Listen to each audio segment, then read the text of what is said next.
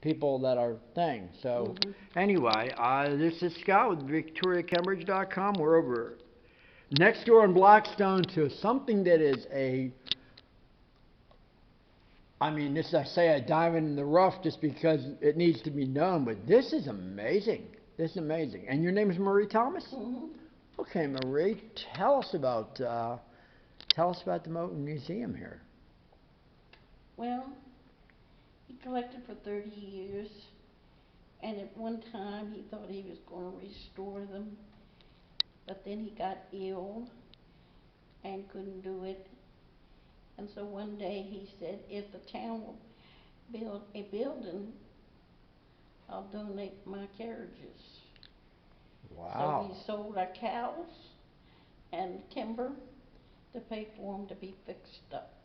Oh, okay. So you But it took me 6 years to get the town took. to build the building. Well, we had the building built. Take us around a little bit and give us a little idea of. Well, these two are called road carts, Okay. but this one is really a sulky. This would cost the farmer $8. This one would cost him $15. This gives you a little idea of what a country store is. Okay. And this is the things that you would use to make the harness. And what would the date approximately be that we're looking at with the country store with some of these? In the country store, you Darns. have your grocery stuff. Right. You have a Susan Roebuck catalog that you order your carriages and buggies from, Okay. and your mail. Right. So, and the sewing machine here is to make the harness, so up the size of the harness.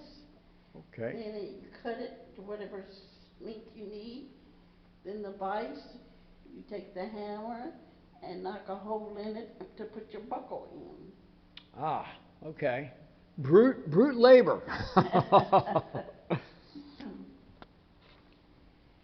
This wicker buggy is a nanny's buggy. It came from Warrenton, North Carolina. It was my mother-in-law's family. And when a child gets old enough to ride a pony, able to use a pony by itself, Right. he would use a cart like this. Like that. Okay. This buggy here was made in Waynesboro, Virginia, Oh, okay. and it has In the mountains? extended back to it, but they have further to go to the country store. And so to carry their supplies, they need that extended back. I see.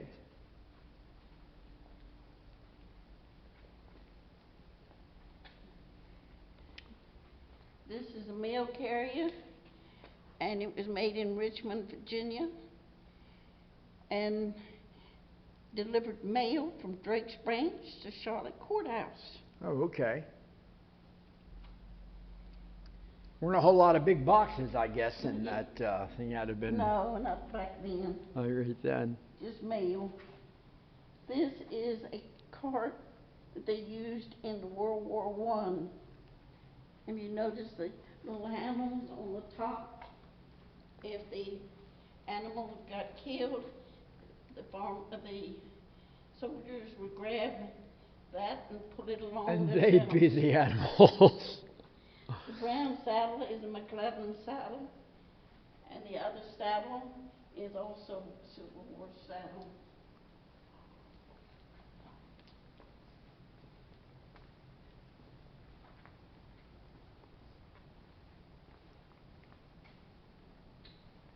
This buggy here has a slat flooring.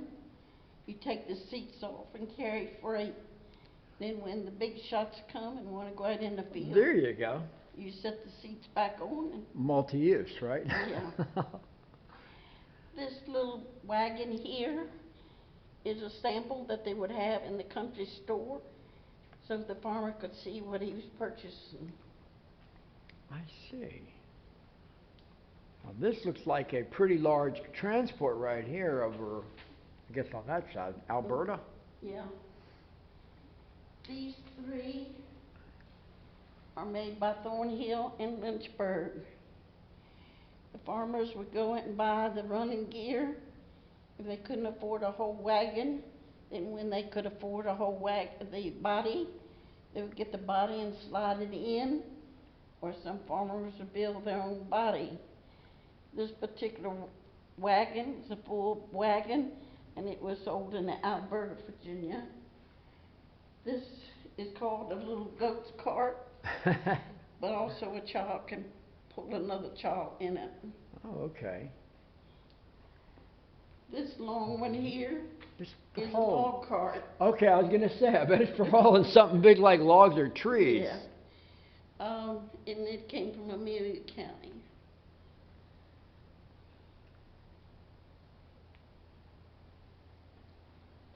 And I guess most of these, as far as the years that they were used, I guess from the oldest to the last one you had would have been what? What would be in the oldest to This is the last one I bought. That one was right there, the veterinary hospital. Okay. These two were donated. Doug Coburn donated this one.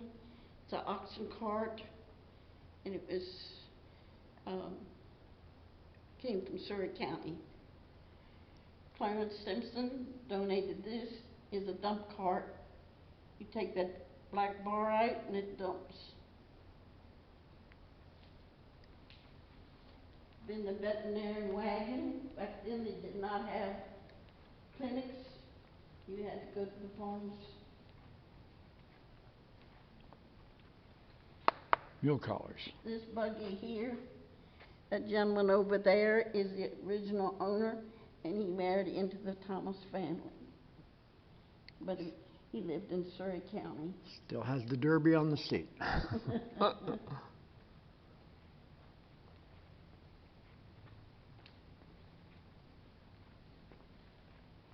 You step on this buggy, it feels like it's going to turn over on you.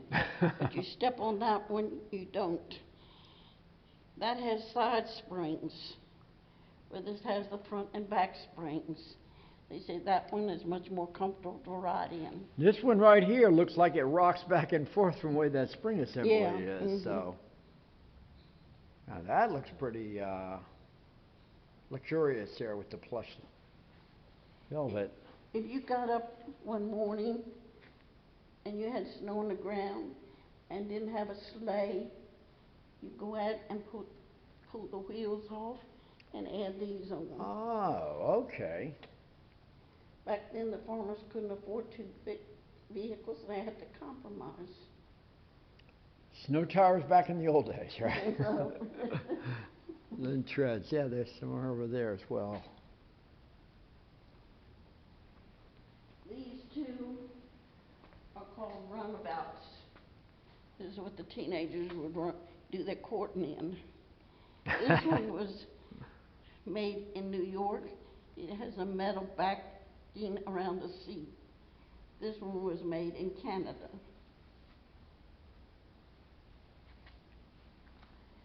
This one here, my husband found on the farm in a gully with one wheel and a metal frame. The gentleman that did the restoring built it back to what he thought it looked like. And we have records from that Mr. Thomas's father purchased a buggy from Dillacroix Hardware. This is the type of buggy he would have purchased. These look like almost we're getting newer as we go along, right? And I guess it starts to look as if, well, all you're missing was the motor when the horseless carriages started to And this come one about. This one has a 1898 on the bottom of the seat. This one is a Phaeton, and it is used up north, and it's called a city doctor's buggy.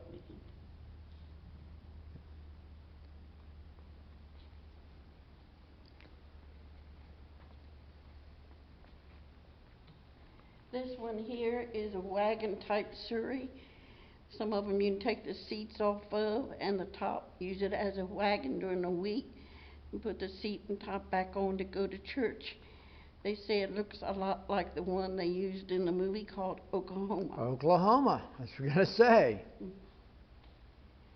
This is one-horse open This sleigh. is a one-horse open sleigh. There we go. We used it one Oh. time, I haven't had enough snow since. Excuse me. Oh, no, no, that's fine. That's very, very nice. And that was made in the same time when these other buggies were, in that same era? I would guess so. This one here was not restored, except the top. We used to ride around in it on Sunday afternoons. And when my daughter got married, we used it in her wedding. We used it in several other weddings, but it got to be too much, and so we stopped. Well, it looks remarkable for nothing to have been restored. I mean, it's just Mhm. wonderful. Top hat may have belonged to that groom. This one here is called Extended Top Surrey. Mr. Ford took the top idea and made his Model T, Okay. and that is a foot warmer. Put a little coal in that thing, I guess, or something, and Mhm. right. Starting to get the modern comforts of. The Blackstone Oh, look at this. bought this and donated it, and the man who did the restoring had to put it all back together because they had taken it all apart. They had cut that part off, and he had to build that all brand new. They were going to set up on top.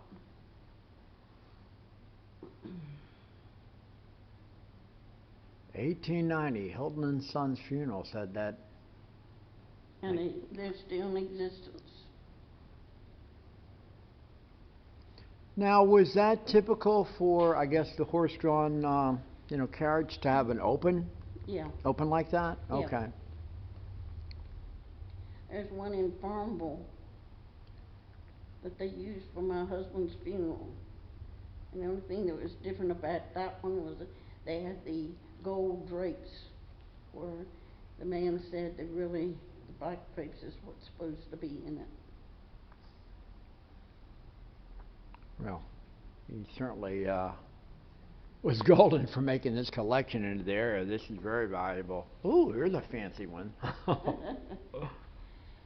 This Victoria carriage. Okay, speaking of Victoria. This was named after Queen Victoria, and it was used up north where the Vanderbilts and the Roosevelts could afford it. The children would sit in the middle seat, parents in the back, and the driver up front. Okay. And everybody is separated there. I would have been over, I'd imagine over in Biltmore in Asheville. And this one Oh, was built in 1816. It's the oldest. And wow. some of them have windows. These got the curtains you roll up. It was mentioned on television that Abraham Lincoln, when he was inaugurated, rode in a rockaway. The little stool is where a child would sit. This is a foot warmer, and the tapestries on the wall are lap robes, the ones that have pictures on them. We hung. And this gives you an idea of the way you would harness a horse. Okay, so the collar that comes around here, and then I guess you have the parts. What are these referred to as right here? The parts that come out? Um,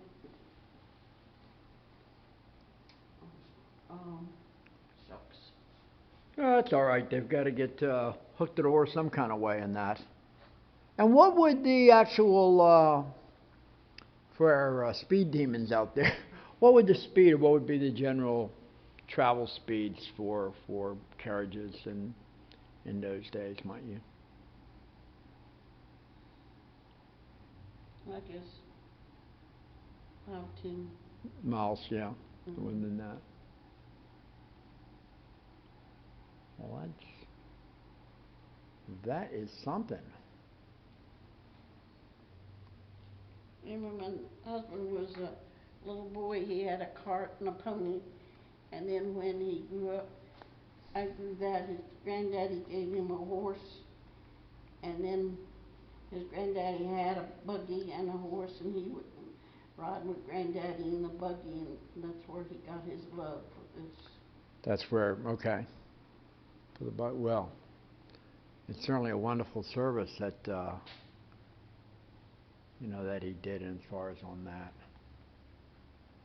We kind of take a last pan through. This is a one of a kind, a very special collection here in Blackstone. And I gather we're coming to, we've got some harnesses on the wall over here, it looks like. There's some different ways that they were hooked up. And within that. Well, a wonderful tour, and we do thank you. And this Huh? is Mr. Oh. Thomas. There we are. Well, this, as they say, is the reason for the season. We hope you enjoyed the tour.